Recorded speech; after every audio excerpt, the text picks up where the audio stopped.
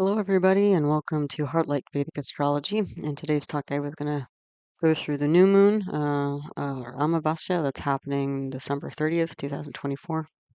And this is from a Vedic astrology or Jyotish perspective, so ancient Indian astrology that's more than 5,000 years old. And it seemed like the theme for this moment is reinventing self. So let's go ahead and take a look. Just a note beforehand, the information presented here is for educational purposes only. It should not be considered medical, financial, professional, or life advice of any kind. If you are in need, please contact an appropriate professional for support. Then you might take a minute or two to read the rest of this disclaimer. Okay, if you're new to Vedic astrology, Jyotish are my videos. All my teaching videos on the subject are my consult playlist. They can be found there.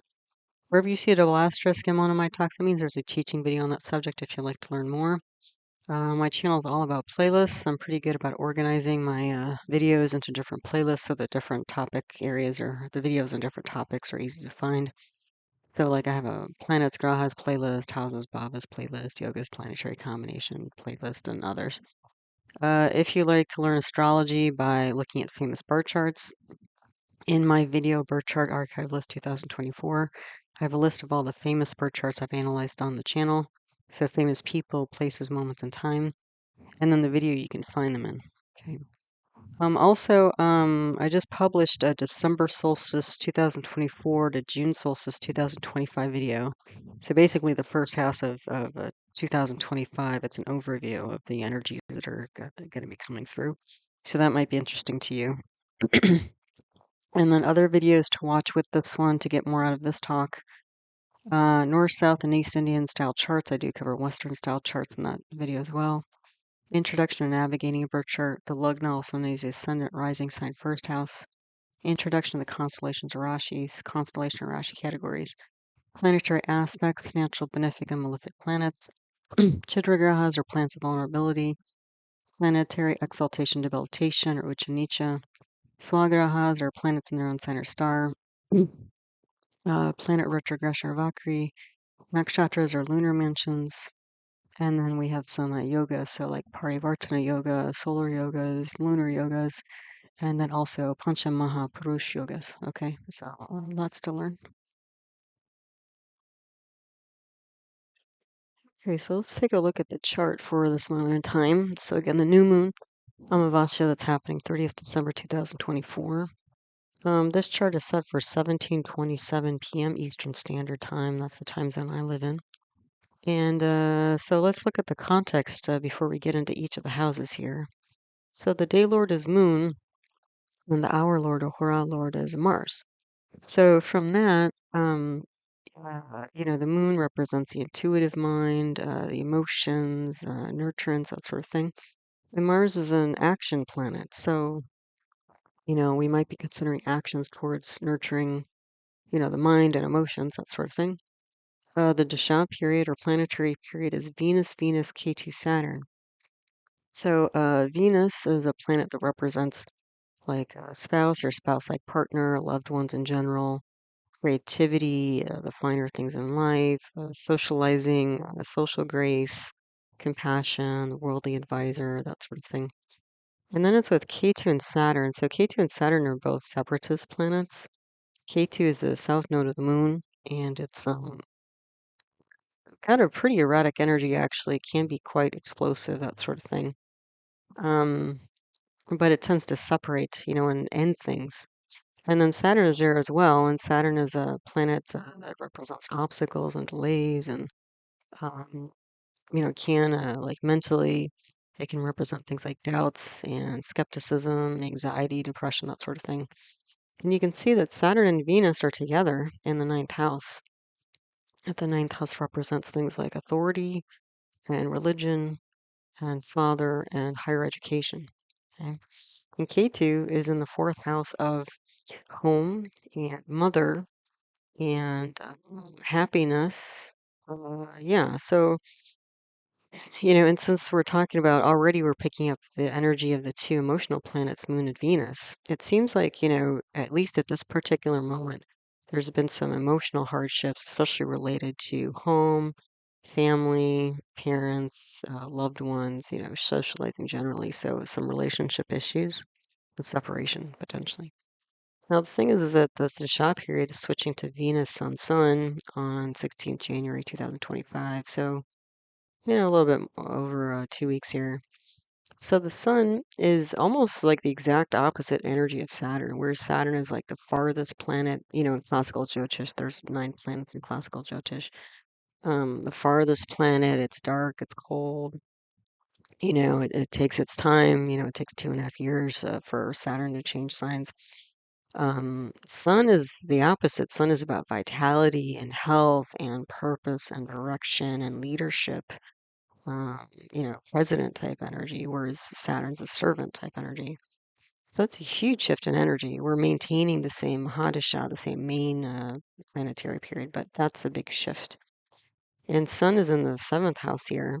The seventh house can represent different things, such as spouse or spouse-like partner. It can also represent like independent business. It can also represent like business partners, that sort of thing. But it also represents like our path in life, like our direction, our way of going through life. And so, it looks like there's, some delays and obstacles, maybe even endings related to, um, again, parents, relationships, home, that sort of thing. But then there's going to be a new kind of, vitality that's coming through a couple weeks after this. Okay. Um, yeah, so that's a big shift. And we'll see that actually going through like the rest of this chart, but then also the Amsha's subdivisional chart. So keep that in mind as we go through. The Lagna nakshatra. So the Lagna is the first house, rising sign, ascendant, Lagna. These are all different names of the same thing. I use North Indian style charts in my work. So this is North Indian style chart. So to orient you, the diamond in the top middle, that's the rising sign, first house Lagna. All different names for the same thing again. And so you can see that in the bottom corner, there's a little 3. The 3 represents the third zodiac sign of Gemini, or Mithuna in Sanskrit. Okay, so we have a Gemini rising chart here. And then to get to the other houses, you count counterclockwise or up to the left. So the second house, you go up into that left corner where Mars is in Cancer. Okay, and you go all around through the 12 houses. Okay. So the Lagna Nakshatra is about Punarvasu. Punarvasu is symbolized by a quiver of arrows. So sort of a box that you hang on your back typically and have arrows in there, and then you pull out the arrows and shoot them on your bow. So there is this kind of sharp energy to Punarvasu. But there's also this notion of like having a home base and traveling out and coming back. And so that seems to be part of what's going on here is that somebody is maintaining their home base, but again, venturing out. Okay. And the thing is that Gemini is a, dual air sign. So it's all about ideas. So this venturing, having a home base and venturing out and coming back, it's more along the lines of ideas. Okay. Like, trying out new ideas, contemplating new ideas, that sort of thing. Because Punarvasu has some of it is located in Cancer, the following zodiac sign. And Cancer is a movable water sign, which is all about emotions. So that would give a different kind of energy. So it looks like, again, if this was a person, this is somebody who's thinking about, kind of having a home base, but then going out and exploring and coming back, trying new things. Okay. Then the Moon Nakshatra is in Purva Ashada. Purva Ashada is symbolized by a winnowing basket. Oh, did I mention nakshatras? I probably didn't. So nakshatras, there are 27 of them. They're also called lunar mansions. Every night the moon passes through a different one, and each nakshatra has a different energy. Okay, so after passing through 27 nakshatras, you get a lunar month. Okay, so the moon nakshatra is Purva Ashada, and the symbol of that is a winnowing basket. So like separating, you kind of shake it and then you separate like the hull from the wheat, you separate the edible from the inedible parts. So there's a sorting energy, okay, again with moon. And the moon is again the intuitive mind, emotional mind, sensory mind. So there's a lot of sorting that's going on here in terms of like the direction that somebody wants to take. Now, the thing is, we have sun and moon in the same, place there, same degree and minutes there. So the sun is also in Purva Ashada. So the sun represents like career, direction, purpose, general health. So you can see with the two of them being there, there's a lot of sorting through in terms of what direction somebody wants to go forward with. Okay. So more context here.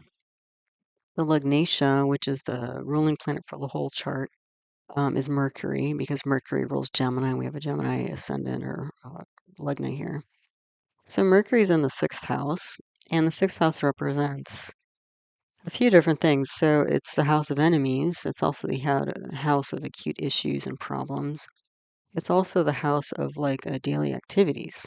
Okay. So, and the thing is, Mercury's a, fast-moving planet. Changes signs about every 3 weeks typically. But the thing is, Mercury's been hanging out here in Scorpio or Vrishika for about 2 months now. I mean, that's a pretty long time for Mercury, because it went retrograde and now it's going forward again. And so there's been this, when we have the Lugnatia in the sixth house, this can mean like acute problems and issues for the native. Okay.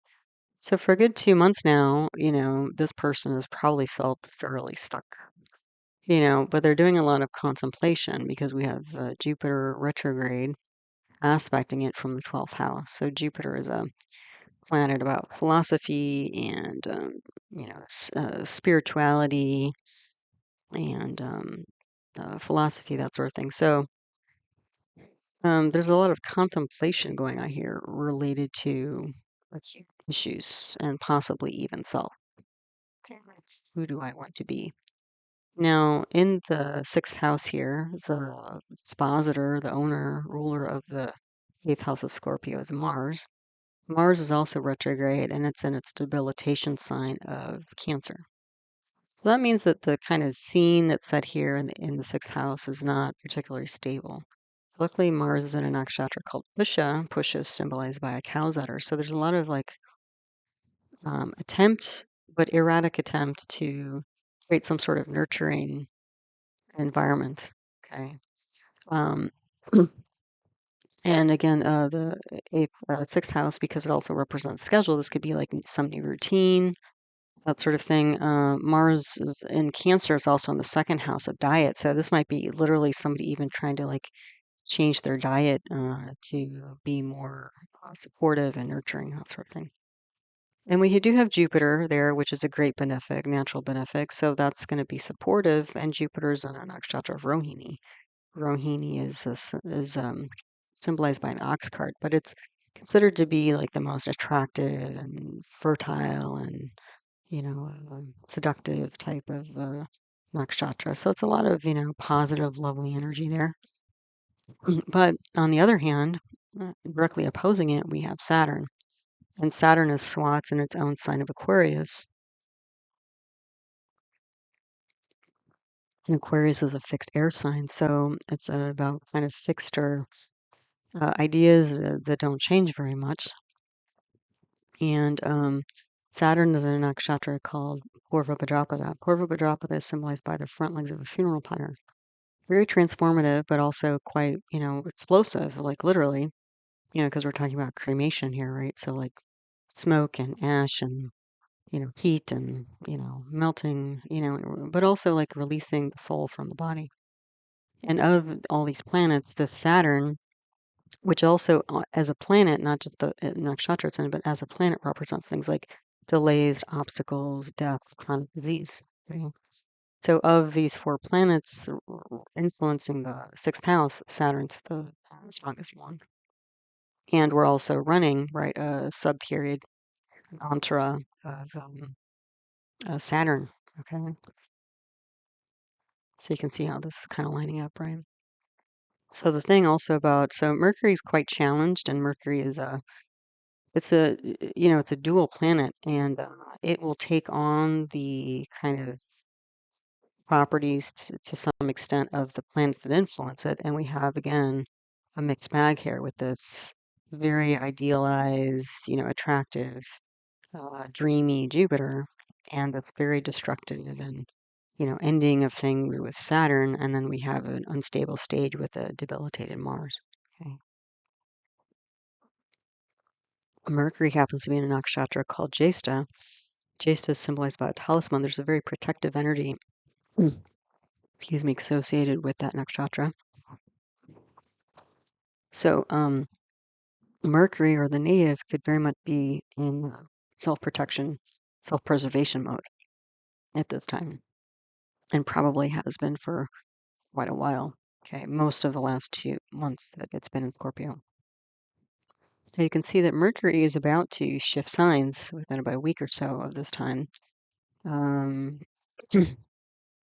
once it gets to 27 degrees of Scorpio, and then the first 3 degrees of Sagittarius,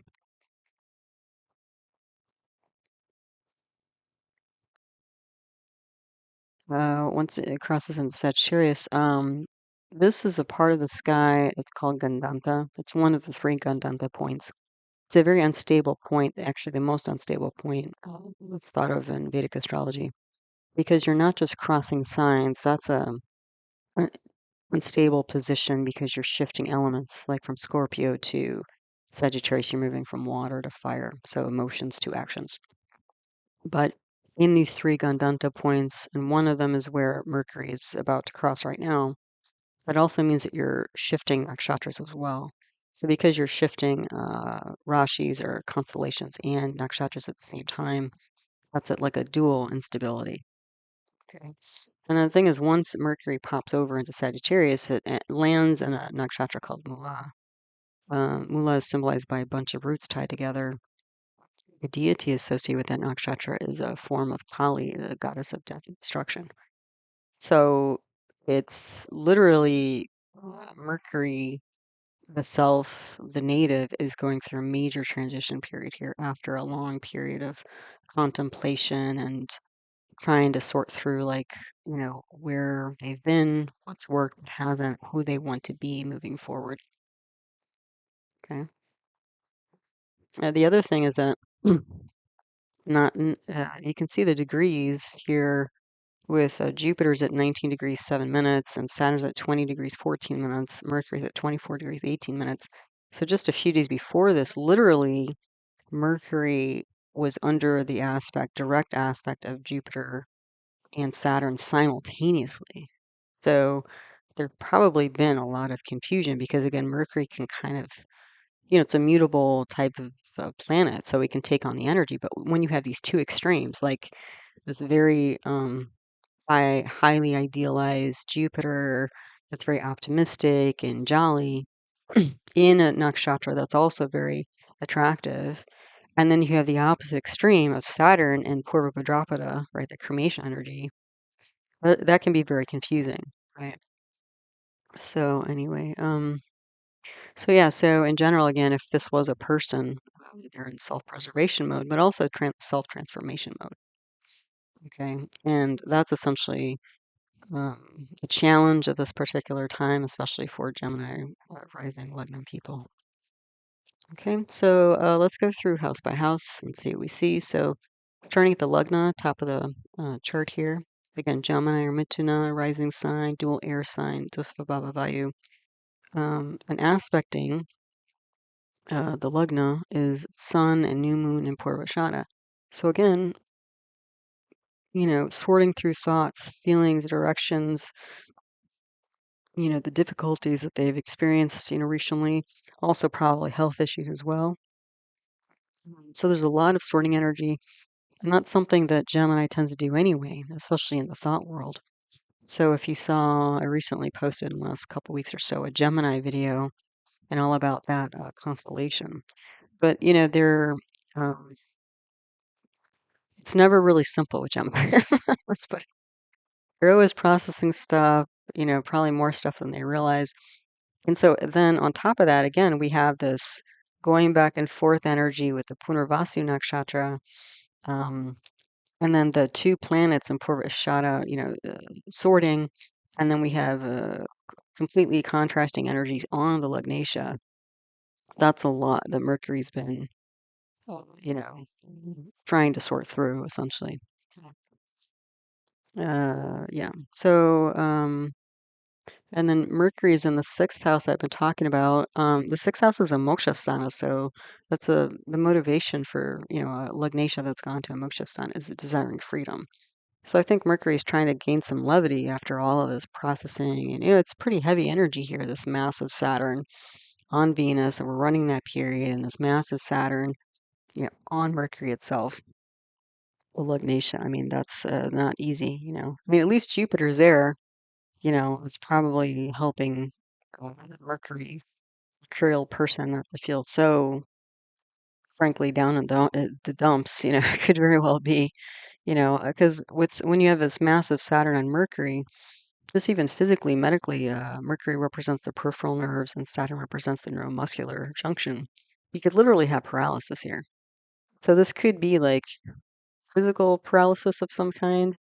Like you don't really know which way to go, especially because the sun is sorting through things, Purva Ashada, and then Mars is debilitated. Those are the two action leadership planets, and they're not particularly strong right now. They're kind of hemming and hawing. Um, so there could be like not some non-action, essentially, except this deep internal sorting through process that's going on. Um, yeah, but you could have like literally physical, like feeling like you don't want to move or you can't move, or it's not going to be a high activity time externally. So, and then again, Mercury being in the sixth house, that alone can indicate acute health issues, especially related to the GI. The sixth house is kind of the midgut area, so there could be some digestive issues, and that may be part of why the person looks like they're trying to find some diet that's going to be helpful for their GI issues, maybe also their mind as well. So with the aspect of this Jupiter and Saturn, there can be a lot of confusion, wild swings in thoughts, toggling between optimism, pessimism. Again, trying to find new ways of scheduling oneself, kind of organizing oneself in the day to day, but kind of in a protective mode. This is something that's going to take a lot of bandwidth to sort through all this, especially for a Gemini person. They're very detail oriented, and but it's like, more and more data is like going into the, computer, we could churn out hopefully some, reasonable result or directive afterwards. Um, yeah, so also because Mercury's in Scorpio, which is a fixed water sign, this is happening not just on a mental level, but it's happening on an emotional level as well. And we're picking that up through like the day lord of moon and the dasha, lord of Venus. Those are the two emotional planets. Um, so what's also interesting to me, if you watch my last couple videos, like the last new moon, which is the beginning of the month of December, which makes this also very interesting because it's considered a black moon. People might have heard of a blue moon, and that's when you have two full moons in a month period. But when you have two new moons in a month period, that's the second one's called a black moon. So this is actually a black moon. So the last new moon we had Saturn on Mercury, which is a analytical planet. Okay, and throughout the chart, the main chart and the subdivisional chart, so it's a very deep kind of slowing down of Mercury. And again, the analytical, logical, rational mind. And then on the last full moon 2 weeks ago, Saturn was very prominently influencing the moon. So the moon is also a mind planet, but it's also like an emotional planet, intuitive planet. So it's kind of like Saturn was slowing down that energy. Okay. And now, in this, clearly in this chart, and then through the energies here in the dasha period or whatever, we have Saturn really slowing down Venus. So it's kind of this progression of like the logical, analytical mind to the intuitive, sensory mind to relationships and frankly like heart issues, because Venus is all as, love and romance and compassion, generosity, and that sort of thing. And that's all kind of heart energy. Um, so yeah, it's a lot of deep, kind of slowing down. I think to sort through all of this, collectively, but then especially Gemini folks. Yeah. Okay, so um, So the different yogas, planetary combinations that are like pretty important here. We do have a Vashi yoga, so solar yoga, because Mercury's in 12th house from the sun. That'll support the sun a bit.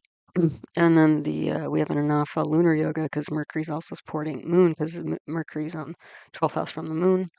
I'll support the moon a bit, although moon is weak because it's a new moon. It's a dark moon. And then the other major yoga here is a shasha yoga. So the last video I just posted is it's called the Five Great Beings, Pancha Mahapurush Yoga, and this Saturn in its own sign in a trikona, so in the ninth house here, is called a shasha yoga. That means that the Saturn is particularly strong. Okay, as if we didn't get that already. Okay, this is a very, very strong Saturn. So again, probably very traditional in some ways, very conservative in some ways, especially related to the father. It could be quite conservative here. And it's this massive Saturn's aspecting the third house of siblings. That could be true there as well. Also, there could be like a deep religious interest here, depending on which Dasha period. But the thing is, Saturn is in Purva Bhadrapada, so because that's that funeral cremation energy, it seems like this person might be releasing or stepping away from traditional, um, religion, and we'll see that in the sub sub zodiacs as well. Um, but this massive Saturn is clearly putting a damper on Venus. It's also clearly putting a damper on Mercury. Okay, so mind and emotion.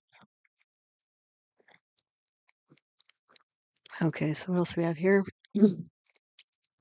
Okay, so then we have chidra grahas. These are planets of vulnerability, and these are planets that are kind of like an Achilles heel or a thorn in their side or sensitive spot.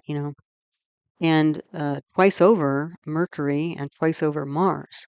So again, Mercury is like sorting through. Again, if this was somebody's chart, somebody's going to have a really hard time figuring out what they want to do. Because they're constantly sorting, like they're constantly in that analyzing. It's hard for them to step out of that analyzing energy. The moon is dark, so it's that's going to slow down, their intuition.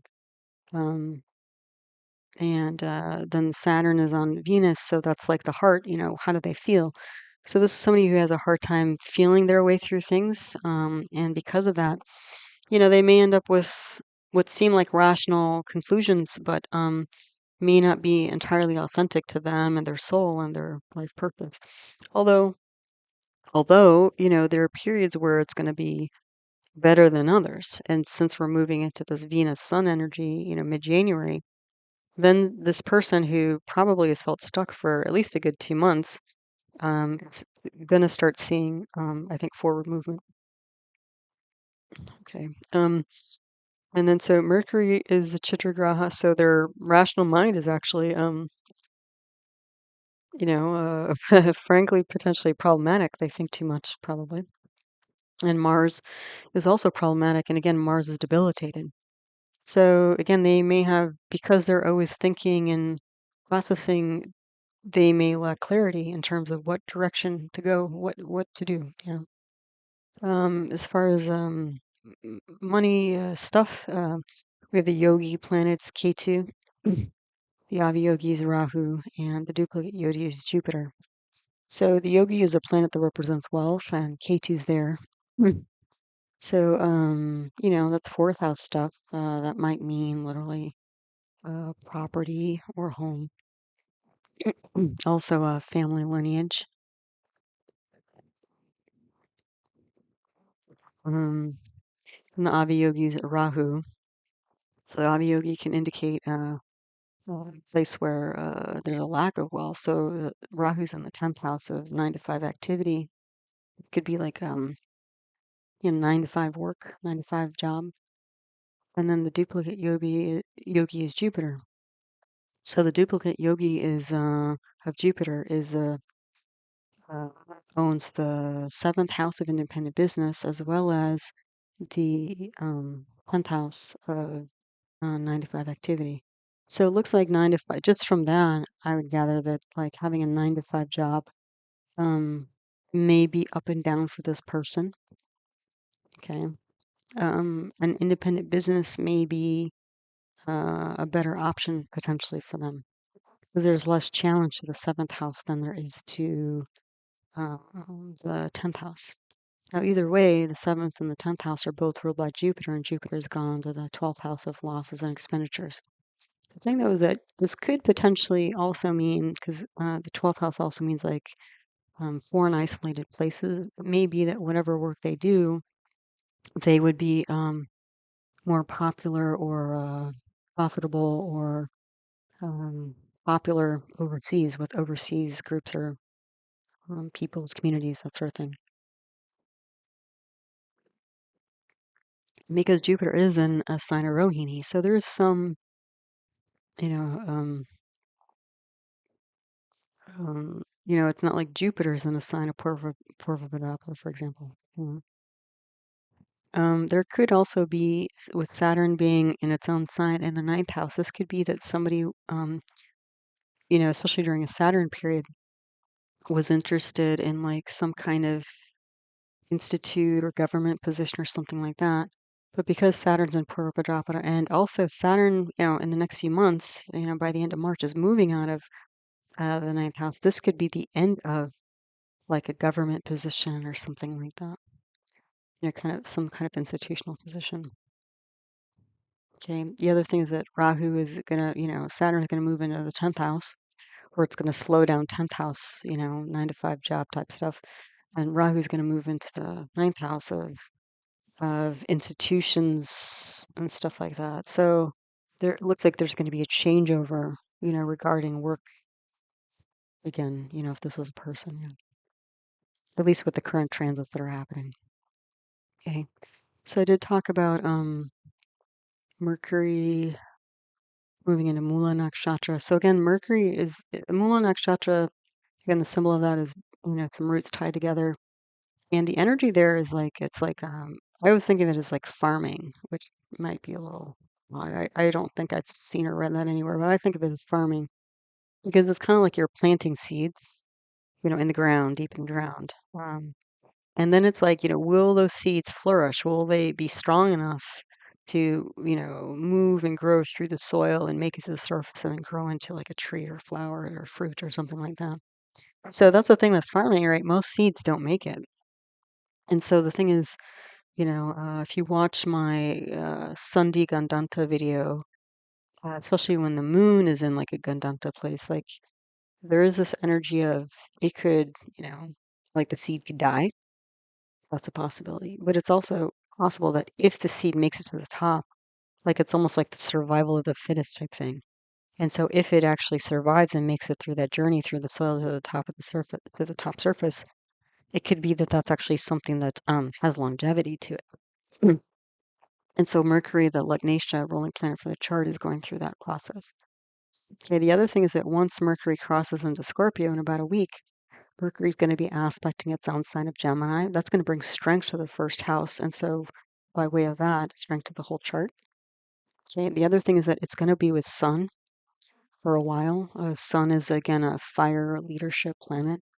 And the thing is, you can see Mars is retrograding in a couple weeks or so. Mars is going to be in the first house. So you can see that there's going to be a lot more action taking place through, that Mars and Sun are going to be on the Lugna as well as the Lugnatia. So in the next couple weeks, it looks like, again, this person is going to get fired up and take more action, get out of this, like, analysis mode. Okay, so let's look at the other houses. The second house lord is a new moon. We've got a debilitated Mars here and push. So intermittent actions to nurture stabilized family, inner circle. Those are all second house issues. Finances, speech, diet. So again, I think it's what's dragging here because this debilitated Mars is also aspecting the eighth house. We have eighth house of deep psychology. All of this analysis is going on through Mercury is affecting the actions because without lack of clarity, somebody's going to go back and forth with their actions. Um, So yeah, so we kind of talked about that. Then the third house lord is Sun.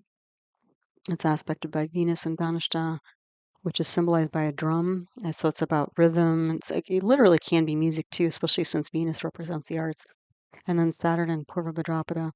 So this could literally be somebody who's interested in like classical music, traditional music, that sort of thing. Could even be like drumming or percussion, some kind of percussion instrument. Um, but with this massive Saturn on the third house, I would imagine like isolation of siblings, friends, neighbors. Those are all things represented by third house. Lack of or hard communication, because Saturn is not a fluffy, warm and fuzzy planet. So there can be some harsh words, um, yeah, going on here.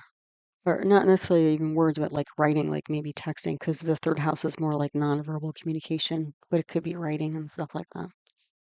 But this could just be a complete block, frankly, or, destruction here of written communication. Then the fourth house lord is Mercury, which we've been talking about how challenged that is. So that's not very stable as a dispositor for that house. Ketu's here in Uttara Falguni. So, that's Ketu is an erratic planet. It's like Mars, but even more erratic and more kind of unexpected kind of energy.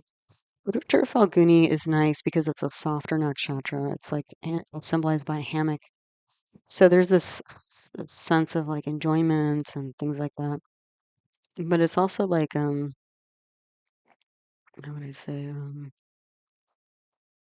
enjoyment with a purpose. Yeah. So it's not just like complete hedonism or frivolity or something like which, enjoyment is enjoyment. But there's some purpose to it. And so we are running, an Antra subperiod of Ketu here. So this could be like um, not having, and we're in the fourth house of like happiness. So this could be like not being able to establish enjoyment or happiness for self, especially because Mercury's, again, so challenged here. Because again, this doesn't look like a happy moment, even though we had some supportive energies here.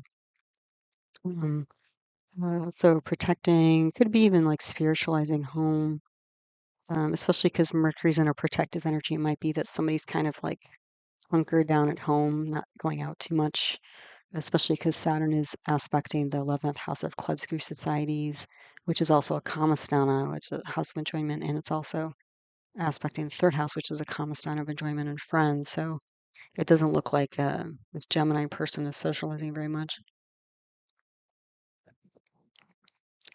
currently, or in general. Again, if we're reading it statically as if this was a person, if we're reading this dynamically, it's just a kind of a transit moment.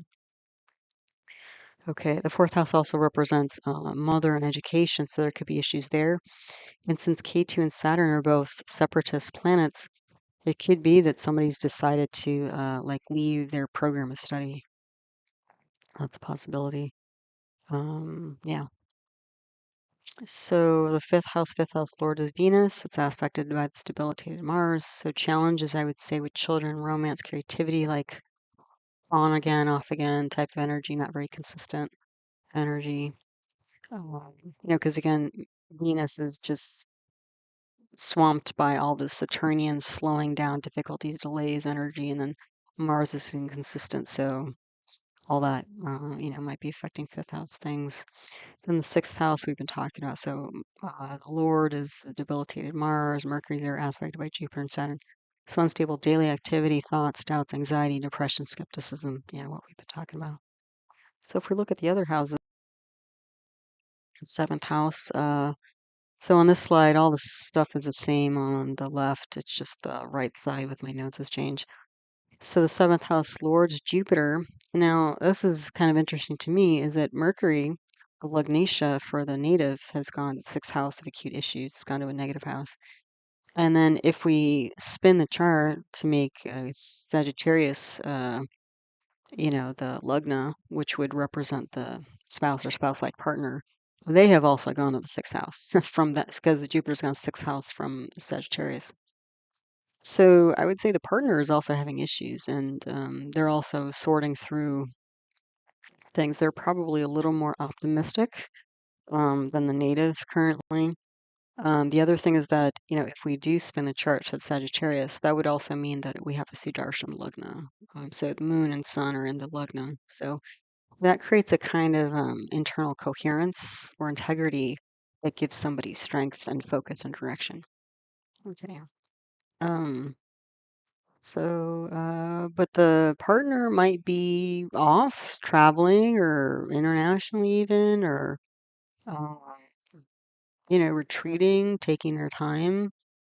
Um, but they're also like, I think, calling through and sorting through um, ideas and feelings and losses. And this is going to be going on for a bit longer. I mean, Jupiter doesn't move very fast. It takes about a year to move through a sign. But mid-May, Jupiter is going to be moving in Gemini, where it's going to be aspecting Sagittarius. And so that, again, I think, again, if you watch my December solstice 2024 video that talks about the first 6 months of 2025, I talk about, all the big changes that are happening. So again, I think these big shifts are going to be, positively influencing, for the most part, Gemini. So Jupiter's going to be moving into Gemini in mid-May, and then that's going to strengthen, especially the seventh house of independent business. So all of this sorting through of where you've been and what's worked and not worked, that'll bring strength to that. And then the seventh house also represents spouse and partnerships, like more committed partnerships. So there might be more strength, on that line, along those lines as well. The eighth house lord is a Swa Saturn. That's going to be pretty, hardcore, frankly. You have a debilitated Jupiter aspecting here, exalted Mars. There could be legal issues going on here, but I would see this as like fighting for peace. Also, like channeling the anger, frustration, um, potentially in positive ways. But yeah, this is somebody who's a fighter because the disposer's Swa, Saturn Swa in its own sign, and Mars is exalted here. So I think this person has enough chutzpah, frankly, enough gumption or whatever you want to call it, to fight their way through all of this, current challenging times. In the ninth house, we've been talking about Swa, Saturn, Purva Ashada, Venus is there in Dhanishta, aspected by Mars. So again, obstacles in relationships, enjoyment, creativity, rhythm in life, because Venus, again, Dhanishta is like just rhythm in general. All that's getting slowed down. Higher education, reconsidering notions about relationships and pace of relationships, because again, we're talking about Aquarius here. So it's a fixed air sign. So we're really, contemplating, kind of switching paradigms in terms of relationships here, and how we go about relationships potentially. And that could be this, again, 2 steps forward, 1 step back with this debilitated Mars going on here. Okay. Um, Also, again, currently strong indications for government admin work, but again, that might be changing because Saturn's moving out of here. If this was higher education, this could be, again, a government or administrative type work. Maybe also pathologists, like, potentially like medical type stuff. Also, this could be like the end of a religious or religion, associating with certain religious group or organization. Yeah. And again, kind of the slowing down of some kind of institution potentially, like maybe growing it, but it's growing at like a snail's pace. But once Saturn moves out of here, that'll speed things up in the ninth house, and then Rahu is going to be in the ninth house, and so for people who are running Rahu, there's probably going to be more of a push for the next year and a half in terms of potentially building some organization or institution, especially with Jupiter aspecting the seventh house of independent business. So you can see all of a sudden, once we start moving, the first one is going to be Venus And I have that now. So Venus is going to move into Pisces, I'm going to say at the end of January. At the end of January? Or early part of end of January, early part of February, Venus is going to move into Pisces where it's exalted. That's going to create another Pancha Mahapurush Yoga, so Malavya Yoga, which is a very exaggerated, strong Venus. And the thing is, when Venus goes into Pisces, Pisces is ruled by Pisces is ruled by Jupiter, and Jupiter's in a sign of Venus, so you're going to have a parivartana, exchange of houses between Jupiter and Venus. So it's like you're going to have the two great benefics in the 10th house of, daily activity and the 12th house of losses and expenditures and overseas work and that sort of thing. So again, not too long, if people can hang in there a little bit, there's going to be big shifts going on here. And once Venus moves into Pisces, it's not going to be without issue because if you watch my December solstice video, 2024 video, at some point, like mid and March of March, we're going to have 7 out of 9 planets in the Pisces here. And with all those planets there, we're also going to have 2 eclipses in Virgo and Pisces. And with all those planets being so close together, you're going to have a few different planetary wars. So it's not going to be without issue, but there's going to be a big boost here of movement, which is directly contrasting the current kind of analysis paralysis that's going on here. Okay, and the thing is, this Venus is going to be in Pisces a very long time. I mean, 4 months. It's going to be in Pisces, till the end of May. So for 4 months, Venus is going to be exalted here, even though, again, we've got eclipses going on and planetary wars and all this kind of stuff. That's going to be pretty nice, especially because, again, we're running the Dasha period of Venus. And this Venus Sun period, I didn't put it here, it starts January 16th, but that runs for a full year because Venus is a very long Dasha period. So, we're really focused on Venusian matters, right? Arts and creativity, love, romance, finer things of life. So even though things are stuck and challenged now, there's going to be a lot of movement forward, in the not too distant future. Then the 10th house here, 10th house Lord is Jupiter, Rahu's here in Uttar Bhadrapada, so that's the back legs of a funeral pyre. So this is like uh, being a bit detached from change and destruction, that sort of thing. So there's an ambition towards an ideal, but losses as well. But something, again, if we're reading this statically as a person, this is somebody who does something that's quite unique and independent, I would say, but they can be a bit detached. And then again, Rahu and Saturn are switching signs. Saturn switching signs in March, so that'll move into Pisces, and then Rahu's moving into Aquarius in May. So that, in and of itself, is going to be a big shift in the landscape, for all of us. In the 11th house Lord is Mars, which is debilitated. It's aspected by Saturn. Saturn's debilitated in Aries here. So again, this is somebody who's not feeling very social or obstacle. There can be obstacles with income as well because those are 11th house issues. Then the 12th house Lord is Venus. Jupiter is there in Rohini. It's aspected by Mercury, Jesta. So again, I think there's going to be a lot of consideration, of how to make the most of what's been lost. Like making lemonade out of lemons, that kind of thing.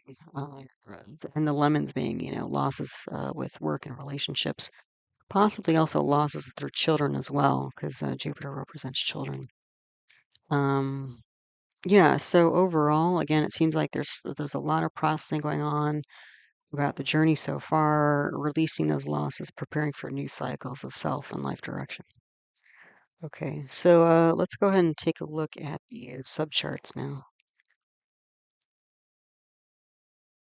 Okay, so what we're looking at here are the amshas, also known as subzodiacs or subdivisional charts. What I have at the top here is the Drashta period. So again, in the current moment, Venus, K2, Saturn, and then we're switching to Venus, Sun, January 16th. Okay. So just as a reminder, these Amsha zodiacs are mostly used to look at timing of things. So what I've done is circled planets that we're running currently and will be running. And then in this particular, chart or moment in time, you can see there's a very dramatic shift when we move from K2 Saturn to Sun. Okay. Like probably one of the most dramatic shifts I've seen. So again, that in and of itself, and you'll watch as we go through the different amshas here, that really correlates with what I was seeing in the native chart of how it's like really stuck and fixed currently, but very soon, things are going to be shifting in a very dramatic positive direction for the most part. Okay. So on this slide, we have relationships, the Navamsha D9 for spouse partnerships at the top, and Draken D3 for siblings down below. So the D9 here is a Virgo to Malagna. It's the same rising sign as the native chart, so it's a Gemini rising. That in and of itself will tell you that this is an important, um, part or area of somebody's life currently, which we talked about, like, the partners basically mirroring the native in terms of sorting through things. But, um, again, the spouse was looking a bit stronger, I would say, than the native. But you can see the sun is not well placed, but it's Swa. And that's something to watch as we go through is how many times sun is in its own sign, which will give us strength, or um, in parivartana with another planet, which will bring it back to its own house. Or the sun is exalted, which is another way to make the sun strong. Or the dispositor is exalted or swa.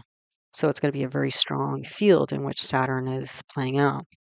So you'll see through almost all of these amshas, and I think there's like 13, most of them the sun is very strong. Now, in direct contrast to how often we'll see Saturn on Venus, like we did in the main chart.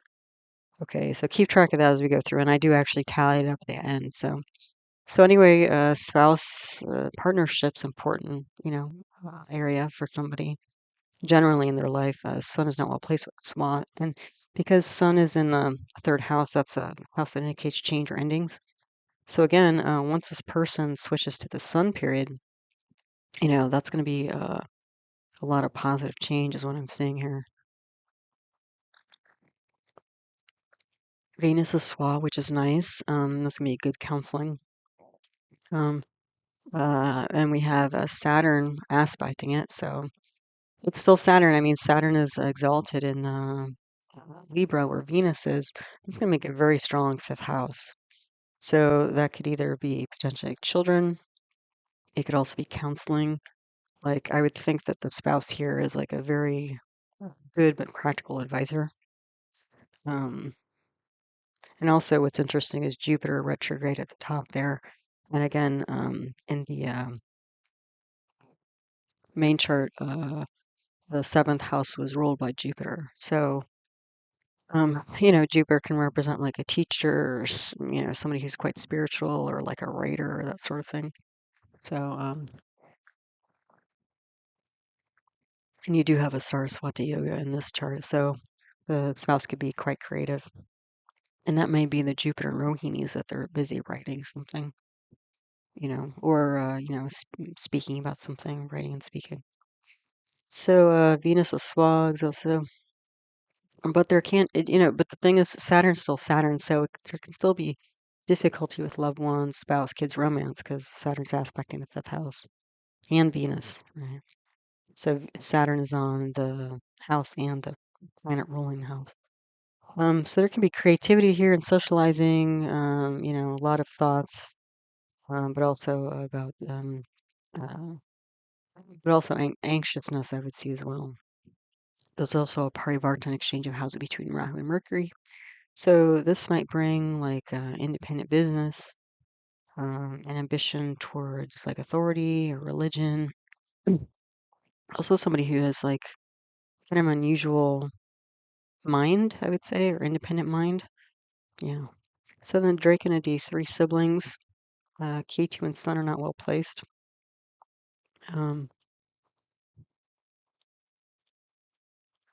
But the Sun is exalted. So again, strong Sun again. And it's in the third house again. So again, positive change in leadership once we move into the sun period. Venus and Saturn are in Parivartana, and Moon and Mars are in Parivartana. So again, Venus and Moon, very emotional. Saturn and Mars are like the opposite. It's like they can be very like engineer-like, like very literally nuts and bolts. So this is a very strong contrast for siblings here. So they're probably both, which may make it difficult to know exactly who or what you're dealing with given the day.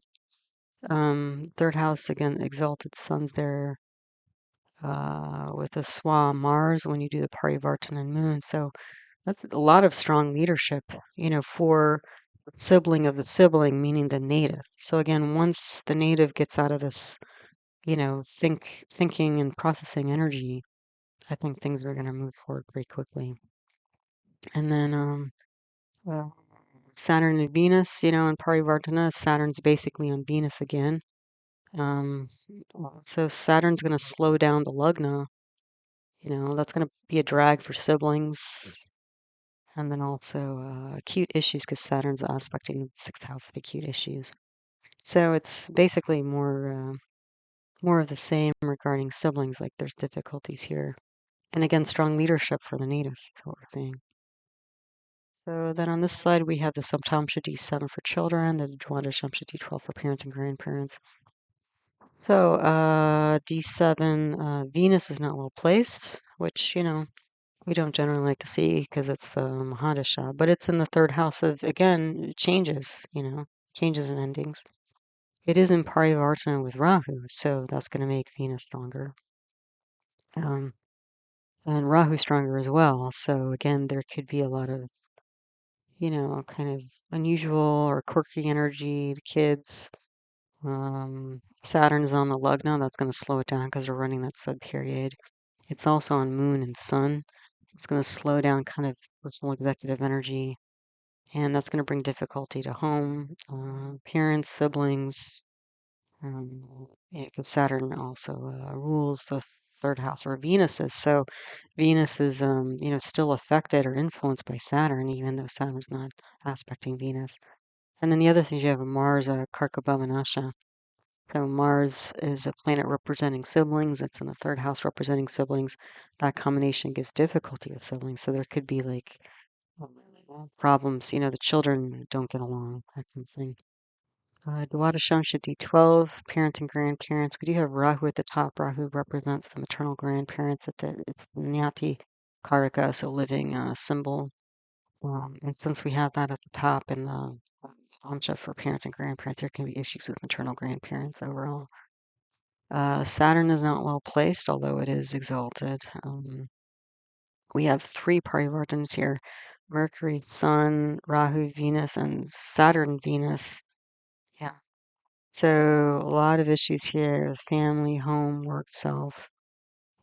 At least the Lugna will be strong because Venus goes back there during its period, which is true now. So, yeah. So again, already you're seeing so far all of these charts, all of the relationships charts. Sun is really strong. In this case, in this 12, Sun is not swa or exalted, but when you do the parivartan with Mercury, Sun will go into its own sign in the fourth house, the calm and family lineage and happiness. So yeah, so again, we're seeing that again once we get to this, and then in the D7, Sun is not exalted or swa, but its disposer is Jupiter, and Jupiter is in its own sign. That's going to strengthen Sun up that way. So far in all these amshas, like relationships will dramatically improve. It looks like for this person, once they move into the Sun period, sub period. Then on this slide we have education and career. Again, and look, see D24 Vargodama Lugna. This is an important chart, and we talked about how like the Dasha period with Saturn and Venus, which are in the ninth house of higher education, and then Ketu in the fourth house of like secondary education. So yeah, Sun is not well placed, but it's Swa, so there's going to be change, positive change in leadership once we get to that period. Venus is debilitated where it's sitting, but it's exalted in 10b. So again, this might be like, leaving education to work, like focus on, um, building up the work life, And the thing is, Saturn and Ketu are active right now. They're in the seventh house. So that's going to bring a lot of delays and obstacles, unforeseen obstacles to seventh house of relationships and, independent business, that sort of thing. So, when Saturn is aspecting a debilitated Venus. So it may be that, again, the education, like maybe somebody's interested in pursuing education, but maybe it's really taking a toll on relationships and other aspects of their life. And that may be part of why they're choosing to step away. Okay, then the Dashamsha D10 for a career. Venus, Sun, Saturn not well placed. We have a Balarishi Yoga here. We have 5 out of 9 planets in native houses. That creates a, general hardship for this area of life, of career. Saturn is aspecting Venus in its own sign. Saturn is also aspecting Moon, Sun, Mars. So again, difficulty with emotions and actions here. And we saw that again, in the 10th house, Jupiter, the Lord of the 10th house, had gone to the 12th house of loss of expenditures. Rahu is there. So it gives ambition, but again, unexpected, hidden, problems potentially. Yeah, so at least in this chart, Jupiter's exalted. It aspects its own sign in the Lugna. So if and when this person ever runs a Jupiter period, that's going to be quite nice for the career. This would also make me think somebody was maybe had some strong, and that's the strongest. Let me just that's strong. Also, Moon is strong because it's exalted. Those are probably the 2 strongest planets in this chart, but Moon's in a negative house. But whenever this person runs Moon, that might be a nice positive change in terms of career.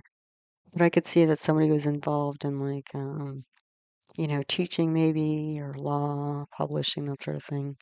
The other thing is we have 2 karako bhava nashas here, Jupiter and Mars. So trouble with siblings, trouble with children. So again, the career looks like is also, challenging relationships here.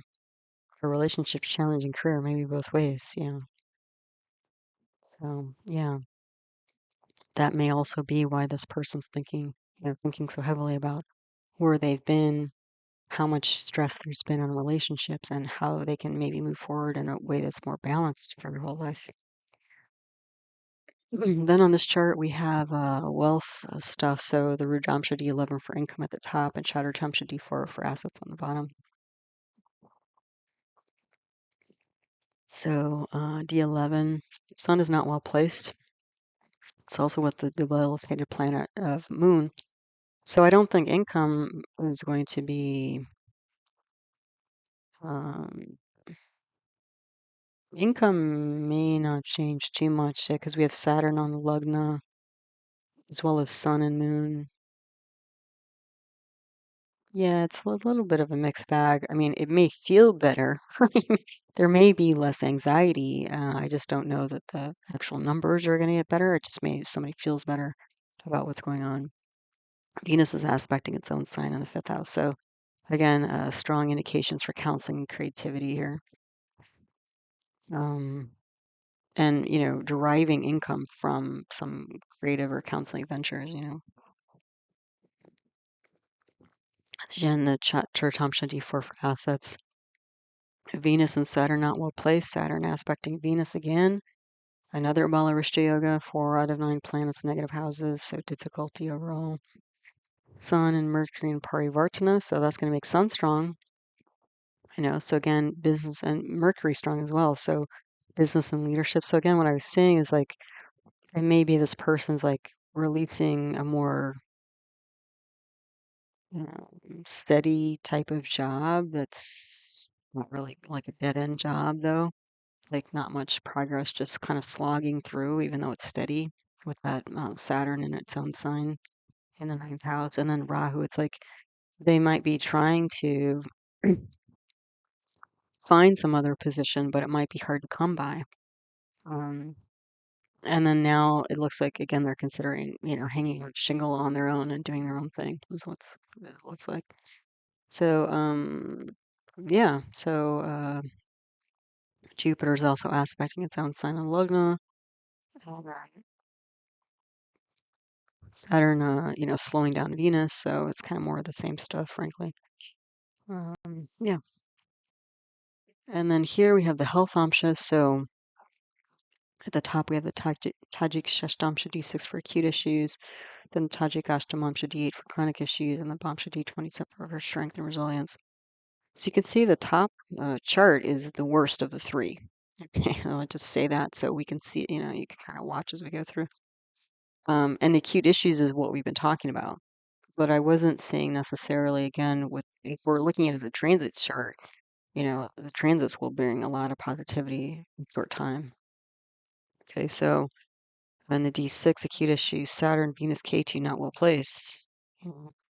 Sun is with the Swan moon though. So again, once you move into the sun period, that should bump things up a little bit, but we're still going to be running Venus, which is in a negative house. Yeah, as the Mahadasha main planetary period. Then the D8 for chronic issues, Saturn's not well placed. And what do we got? We have a parivartana between Jupiter and Venus, which will bring Saturn, Saturn with Venus again.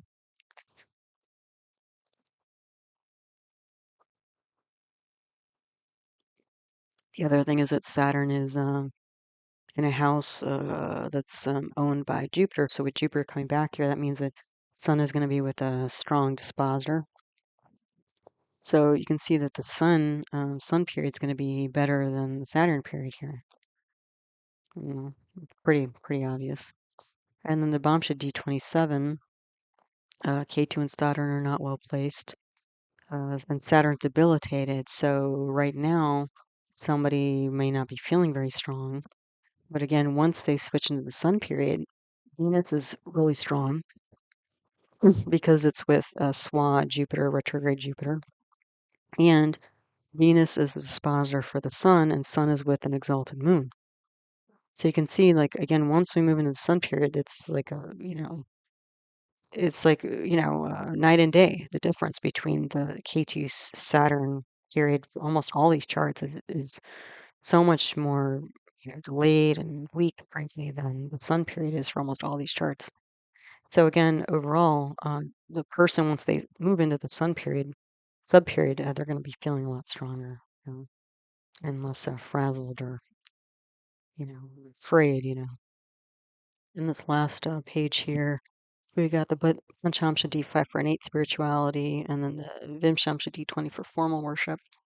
And we have another Virgo to Malugna, so this innate spirituality is quite important.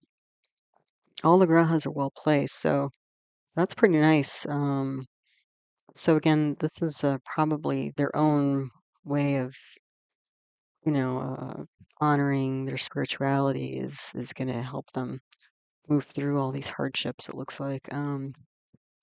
We do have another karako bhava with Mars, and we've seen a bunch of those. Like I listed down here at the bottom, 4 out of 14 amshas have a Mars karako bhava. That's a lot of challenge with siblings, as if we didn't see that, from the main chart. Let's see, Saturn and K2 are on Venus. So, there may be hardship with loved ones here again. We're seeing it. The sun is exalted, that's strong. So again, once we move into the sun period, that's going to be a lot stronger because the fifth house is like counseling and mantras and that sort of thing. So probably going to be a lot more clear because right now running Saturn and K2, it may be fogging up this Venus, energy that's at the top in the Lugna. And Venus is aspected by a SWA Jupiter, retrograde Jupiter. So that's a lot of strong counseling. Venus and Jupiter are the two counseling planets. Venus, the worldly advisor, and Jupiter, the spiritual advisor. And the other thing is that, we're not running Jupiter, but when this person runs Jupiter, like there's a lot of positive energy in the seventh house of independent business and spouse-like partners and stuff like that. So Um, oh wait, what did I say?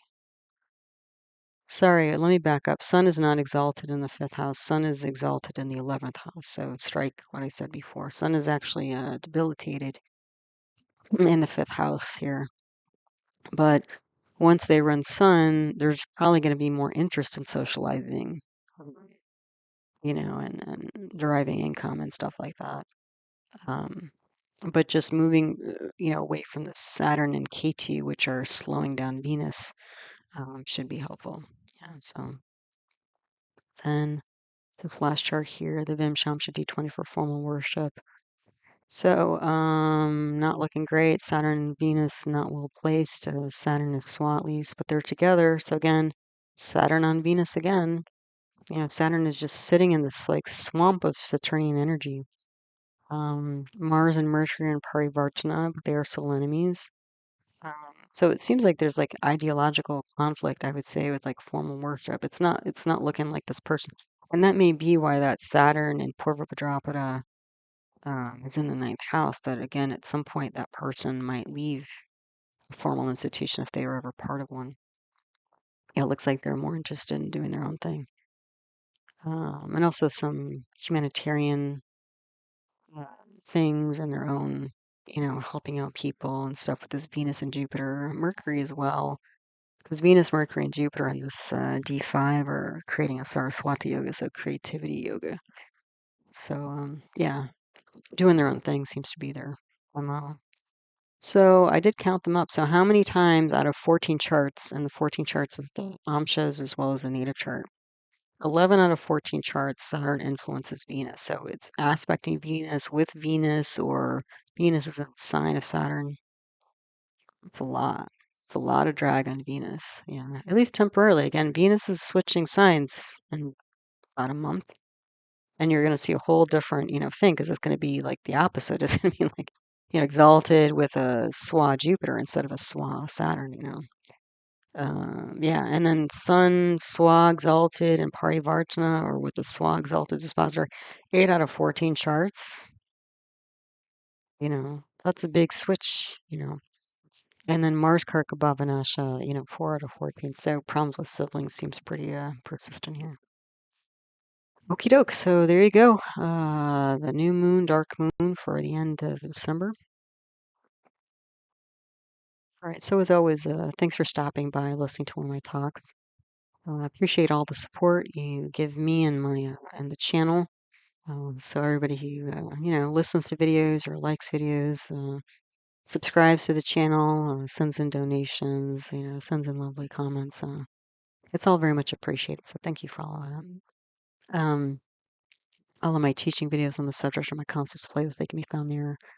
Also, if you like famous birth charts, you can check out my birth chart archive list 2024 video where I list all the famous charts, famous people, places, moments, and time I've analyzed on the channel. I do offer individual birth chart readings. If that's interesting to you, you can email heartlightastrayahoo.com. I offer those live on Zoom, on Skype as a recorded video, and then also gift certificates if you'd like to give somebody a reading. I do have another YouTube channel on natural medicine. The name of that channel is Nature Source Care. I talk about Ayurveda, traditional Indian medicine, as well as yoga and homeopathy and naturopathic medicine, so that's out there too. So as always, I hope you found this talk interesting, helpful, and useful to you as you learn to navigate the energy cycles of your own life. All right, so until the next one, take good care. Namaste.